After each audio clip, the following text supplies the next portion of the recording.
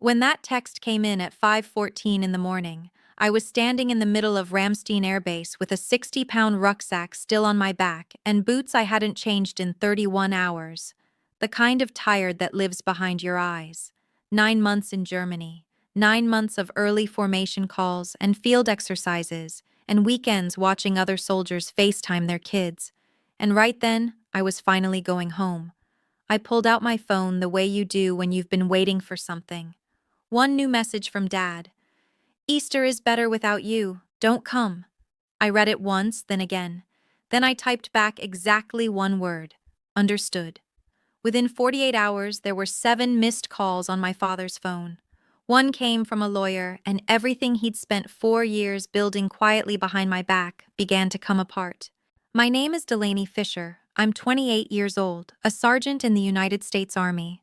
This is the story of the last time I let my family use my loyalty like a tool they could pick up and put down whenever it suited them. If you're watching this, please subscribe and let me know where you're from. Now, let me take you back to where this actually started, to the night my name ended up on that mortgage. I grew up in Clarksville, Tennessee. Small house, big yard. My parents split when I was 8. Not dramatic, just quiet and final. Mom got the apartment on Riverside. Dad got the house on Birchwood. I went back and forth until I stopped going back and forth. When I was 15, Dad married Brenda.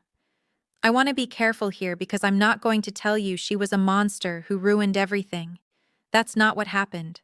What happened was simpler. She moved in. She had her way of doing things, and I gradually stopped being someone who belonged there and started being someone who visited. There's a difference. You feel it before you can name it. My mom passed 3 years ago. Ovarian cancer, stage 4. Diagnosed 11 months before she died.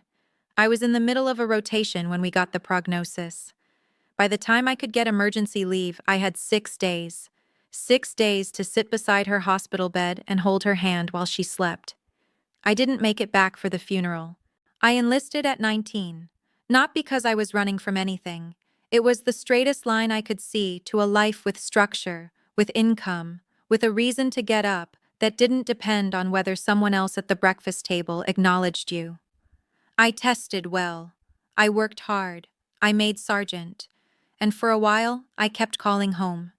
That part didn't last. 5 years ago, Dad called me out of nowhere. Not to check in.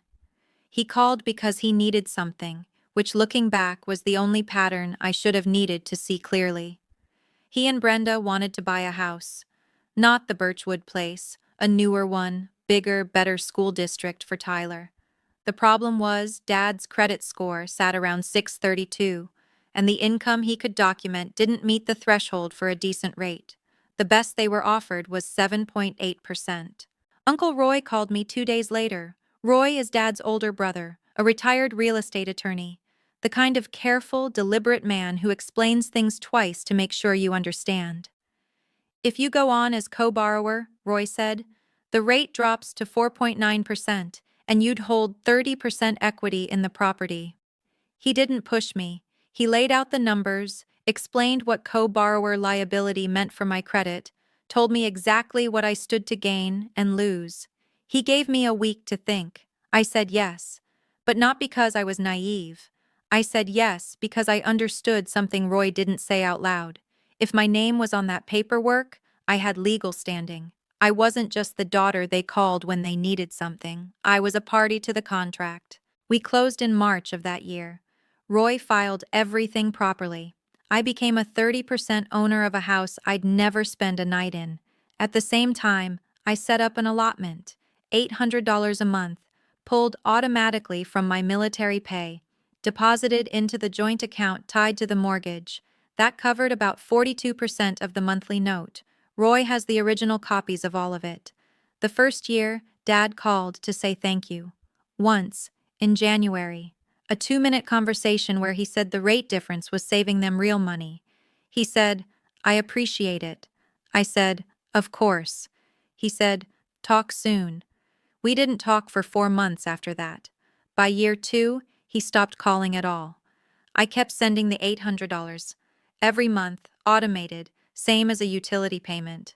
And every month, I told myself the relationship was just going through a quiet stretch. People get busy. Life gets in the way. What I couldn't see from a base in Kentucky or forward position in Germany was what was happening on the other end of those calls I tried to make. Grandma Patty lives with them part of the year. She's 79, sharp as ever. But she doesn't fight with technology and relies on whoever hands her the phone. I must have called that house 30 times over 4 years. Brenda answered most of them. She's resting. She just went down for a nap.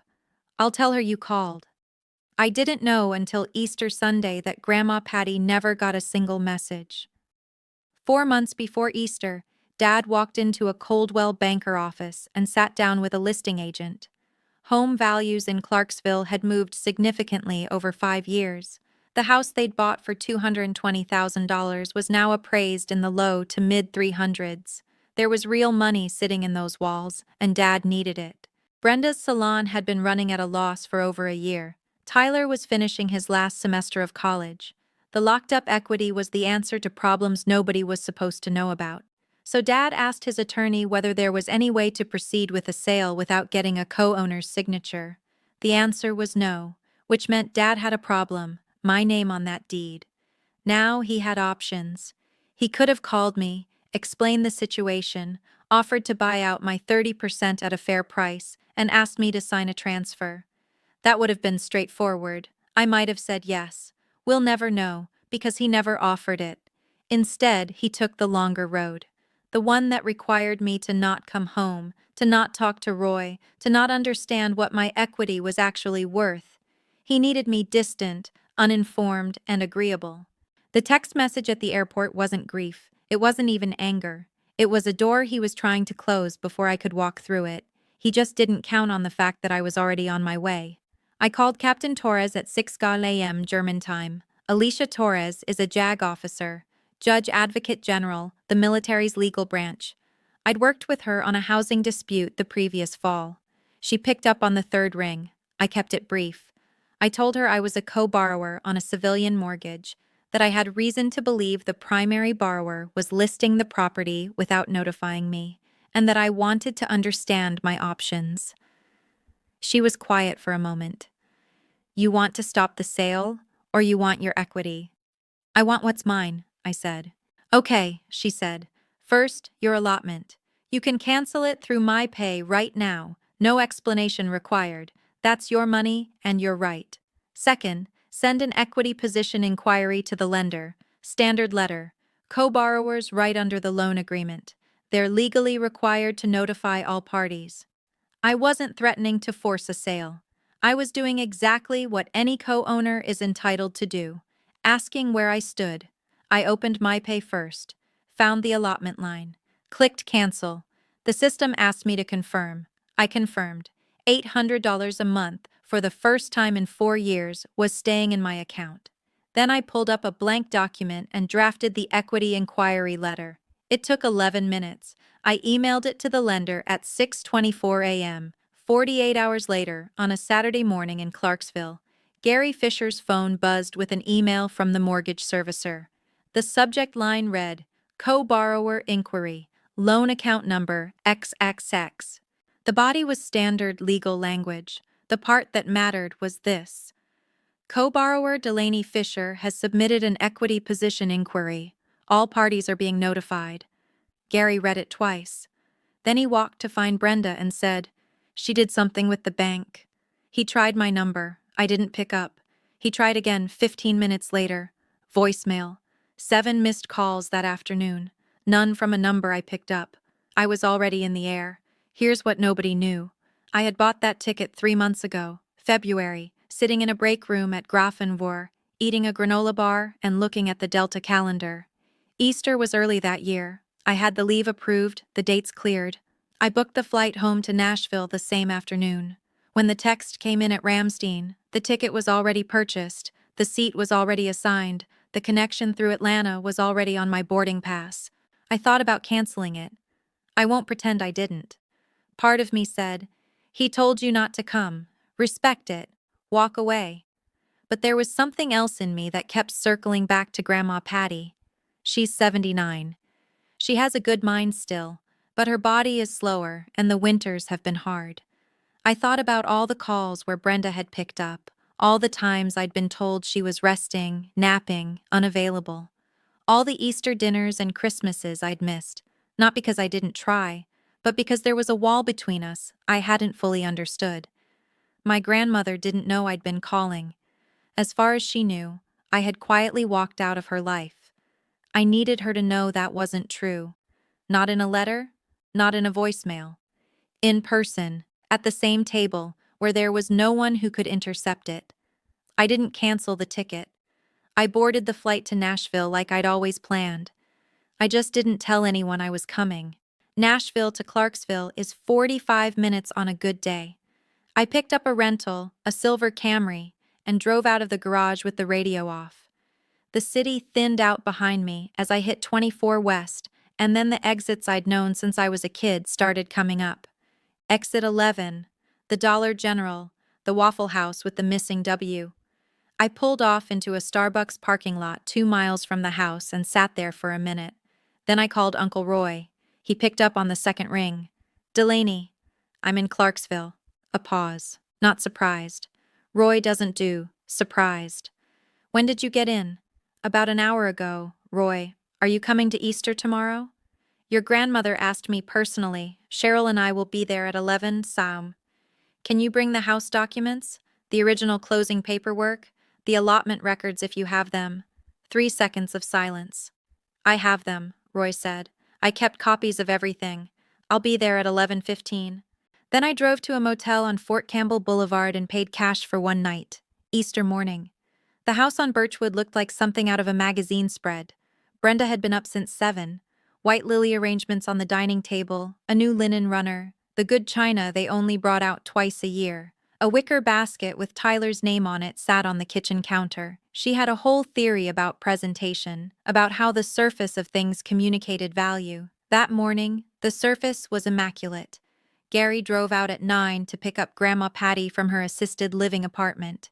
In the car on the way back, he mentioned casually, the way you mention weather, that I probably wasn't coming this year. Something about the schedule. Patty looked out the window. That child never comes anymore. Back at the house, Tyler set the table and checked his phone every 4 minutes. Brenda noticed, but didn't say anything. She was focused on the ham, on the timing, on executing a meal correctly. Roy and Cheryl arrived at 11 sharp. Roy in a collared shirt and khakis, an expression that gave nothing away. Behind Roy's elbow, just visible at the top of the canvas tote bag Cheryl carried, was the edge of a manila envelope. Brenda surveyed her table at 11:08. 11 place settings, everything in order, no drama. She had no idea I was 2 miles away, pulling out of a motel parking lot. I parked one house down and walked. The driveway had a new basketball hoop I didn't recognize. The flower bed had been redone, black mulch, yellow tulips. I noticed those things the way you notice details when you're trying not to think too hard about what you're walking toward. I rang the bell at 11:15. For a moment, nothing. Then footsteps, lighter ones, faster. The door swung open, and Tyler stood there in a half-tucked collared shirt. His face went through about 4 different expressions in 2 seconds. Surprise, uncertainty, and then something simpler breaking through underneath. You actually came. Hey, Ty. He stepped back automatically. I walked in. Brenda appeared from the kitchen doorway before I'd made it 3 steps. She was holding a dish towel. The moment she saw me, her face went perfectly, deliberately still. Delaney. Not a question, not a welcome, a marker. I see you. Stay there. I came to see Grandma Patty. Gary came down the hallway from the living room. He stopped when he saw me, and I watched his expression skip past surprise straight into something harder, controlled, alert. I told you not to come. You did, I said. I replied. We looked at each other for a moment. Then, from the living room, a voice thinner than I remembered, but clear. Delaney? I walked past Gary, not around him, past him, close enough that he had to take a half step to the side, and crossed the room. Grandma Patty was in the wing chair by the front window. When she saw my face, her hand came up to her mouth. I crouched down in front of her. "Hi, Grandma Patty, I'm home." She held both my hands and didn't let go for a long time. She looked older than I remembered, thinner through the shoulders, the skin at her temples more translucent. But her grip was steady, and her eyes were clear, and she was looking at me the way you look at someone you'd started to believe you wouldn't see again. "You're so thin," she said. "I'm fine, Grandma Patty, I promise." Roy and Cheryl were already seated at the table. Cheryl stood up and wrapped both arms around me. Roy gave me a single nod across the room, the kind of communication that doesn't need translation. We sat down. 11 people around a table dressed like a magazine spread. Brenda opened the meal with a remark about the ham and smoothly redirected into a question about Tyler's post-graduation plans. Tyler answered carefully, eyes moving once to me and then away. Grandma Patty had settled in the chair to my left. She reached under the table and found my hand. "You said you've called," she said quietly, not looking at me, eyes forward. "Gary told me you never." "I called a lot," I said, just as quietly. She was still for a moment. Then, "I see." 2 words. But something had shifted in her face, and Brenda, watching from the head of the table, saw it too. We were between the salad and the main course when Gary cleared his throat. "Since everyone's here," he had a particular quality to his voice, the forced ease of someone who'd rehearsed this. "I actually wanted to bring something up, about the house. Delaney, I just need you to sign off on one document. It's straightforward, a transfer of interest, given that you're living overseas and not using the property." "What kind of document?" I said. "Just a form, updating the deed, moving forward practically." "You want me to sign away my ownership stake?" I said, not a question. "I wouldn't put it that way." "What's the current appraised value of the house, Dad?" He blinked.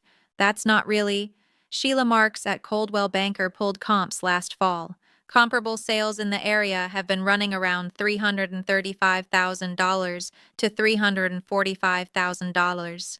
I kept my voice even. "My 30% of $340,000 is $102,000. You want me to sign away $102,000 at the Easter table, in front of everyone?" The room went very quiet. Brenda set her fork down on her plate with a soft click. Roy hadn't moved. Tyler was looking at his plate. Gary opened his mouth. "Put a number on it, Dad," I said quietly. "Don't call it a formality." Brenda moved before Gary had a chance to recover. She set her napkin on the table with precise, deliberate motion. "Delaney." Her tone was warm in a way that was entirely constructed. "Nobody here is saying you don't deserve anything. We're just being practical. This is a family matter, and family works things out quietly." "I agree," I said. "This is a family matter, right?" She glanced around the table. "What Gary is asking is completely reasonable. You're in Germany. You've built your life there. You're not here. You're not present in the daily sense. Gary has been handling everything, maintaining the property, looking after Patty when she needs it, managing everything that comes with keeping a home running." "Brenda." Tyler's voice cut through. She turned to him. "Mom, stop." She looked at him for one flat second, and I watched him hold the look. It seemed to cost him something, but he held it. Brenda refocused on the table. "I'm just saying that contribution isn't only financial." "You're right," I said. "Which is why I'd like to ask, does anyone at this table know how much I've contributed financially to this house? Not in theory. The actual number." Linda looked at Rachel. Rachel looked at her plate. "For 4 years," I said, "I've had an automatic allotment, a portion of my military pay, set to transfer into the account tied to this mortgage every single month. $800 every month for 48 months. That's $400. That's 42% of every monthly mortgage payment for 4 years, sent from a base in Kentucky and then from Germany into this house. Not as a gift, not as rent, as a co-borrower meeting her financial obligation on a joint loan. Or that was your choice. That was your—" "It was my legal obligation," I said, "because my name is on the mortgage, which means my credit was on the line, which you knew when you asked me to sign. A pause. I canceled that allotment on Friday morning. Gary went still. You. He pushed back from the table slightly. You can't just. I can, I said. It's my money and my right. Captain Torres confirmed it. The name landed. Grandma Patty's voice came from beside me, low and deliberate. Gary, she's been sending money here every month? Gary didn't answer. I asked you a question. Her voice hadn't risen. It had gotten more precise. She has been sending $800 a month into this house, and you told me she never called. She never checked in. Which of those things is true, Gary? Silence. Gary looked away from his mother. The allotment was your decision. Nobody asked you to send that money. You asked me to co-sign the loan, I said. The allotment was how I protected my own credit from a mortgage I couldn't monitor from overseas. You understood that arrangement. Roy explained it to both of us. Roy's voice cut through, quiet but clear. I explained the allotment arrangement to you directly, in this kitchen, in March of 2020. You understood what it was, what it meant for Delaney's credit exposure, and why she was sending it. If you're telling your mother you didn't know, I'd like to understand how. Roy reached down and lifted the canvas tote bag onto the chair beside him. He set the manila envelope on the table. Not dramatically, not with announcement. He simply placed it down the way you place something that has always belonged there. I didn't plan to do this at Easter dinner, Roy said. He looked at Gary when he said it. But Gary asked Delaney to relinquish a property interest in front of everyone at this table. I think everyone at this table deserves to understand what they just witnessed. He opened the envelope and laid out 3 documents like cards. The first was the original purchase agreement, both names on the co-borrower line. The second was a printed allotment history. 4 years of $800 transfers, with dates and amounts. The third was a single-page summary from an independent appraisal firm. Estimated value, $342,000. Roy didn't editorialize. 30% of $342,000 is approximately $102,600. After the remaining loan balance, Delaney's net equity position is around $54,000. Linda put her hand over her mouth. Rachel leaned away from the table slightly. Dad. Tyler's voice was different now. You're selling the house? Gary. That's not. We were looking at options. I live here, Dad. Tyler's voice had dropped to something even and careful. I have stuff in this house, and you were listing it without saying anything to me? Gary looked at Brenda. Brenda looked at her plate. Did you know? Tyler asked his mother. She didn't answer. I stood up, deliberately. The way you stand when you want people to understand that what you're about to say is the last thing you plan to say on the subject. I'm going to say one thing, and then I'd like us to finish this meal. The table was quiet. Roy folded his hands. Patty looked at me. I didn't come here to destroy anything, I said. I came because Grandma Patty is 79 years old, and I have missed too many Easters already. That's the only reason. I looked at Gary. Regarding the house, if you want to sell, sell. I will not stand in the way, but my 30% will be paid out according to the agreement Roy structured, based on an independent appraisal, not on whatever number is convenient. Roy will handle communication on my behalf. You can reach me through him. Gary, you just want the money. I want to be treated fairly, I said. Those are 2 different things.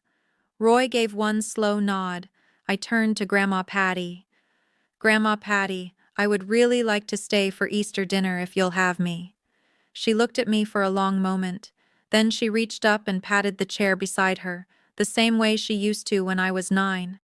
Sit down here, baby, she said. I sat down. The table resumed. It wasn't the same as before, but it was something. It was honest, which was more than it had been an hour ago. 3 weeks after Easter, I was back at Fort Campbell. Normal routine, PT at 5:30, briefings at 7 the particular rhythm of a life organized by structure. A Nashville attorney named Karen Whitfield made contact with Gary's attorney within the week. The process was, as Roy had predicted, fairly uncomplicated. Karen ordered an independent appraisal. Final figure, $338,000. Gary's attorney requested a lower number. Karen declined. Closing was handled entirely through attorneys. Gary did not call me. Brenda did not reach out. It all went through Roy's contact, the way it should have been from the beginning. Professionally. On paper. The wire transfer arrived Thursday afternoon. $50,400. It didn't feel like victory. It felt like a debt being paid, like an account being settled, like things being returned to where they actually belonged. 2 weeks later, Tyler texted me. Found a job lead in Nashville, operations coordinator for a logistics company, decent salary, good benefits. I might be moving there in the fall. I wrote back, "That's good. How are you?" "It's been weird. Dad and Brenda are looking at apartments. She's been different since Easter. I moved my stuff into the guest room." We kept texting about Fort Campbell, about his job search. He mentioned the foosball place downtown Nashville that his roommate liked. "We should go sometime." "I'd like that," I said. A month later, he drove down on a Saturday. We met at a restaurant near Base. He came in wearing a jacket that was too big and ordered a milkshake with his meal. We talked for 2.5 hours, about Mom, about that house, about how distance had been constructed between us piece by piece. "I want to have a sister," he said simply. "You have one," I said. He nodded. We split the check. What I know now is this. Blood is not a contract. It's a starting point. What you do from there is a choice, made over and over. If the choices keep coming back wrong, at some point, the most honest thing you can do is stop pretending otherwise. I'm not a person who walks away easily. I stayed in that arrangement 4 years longer than I should have. But on the other side of it, things are quieter, cleaner. I call Grandma Patty on Saturdays. Tyler and I have dinner once a month. I wear the ring sometimes. That's enough. More than I had before. If you've ever had to draw a line with someone you love, let me know in the comments. Thank you for watching this all the way through. Subscribe if you haven't already. Take care of yourselves.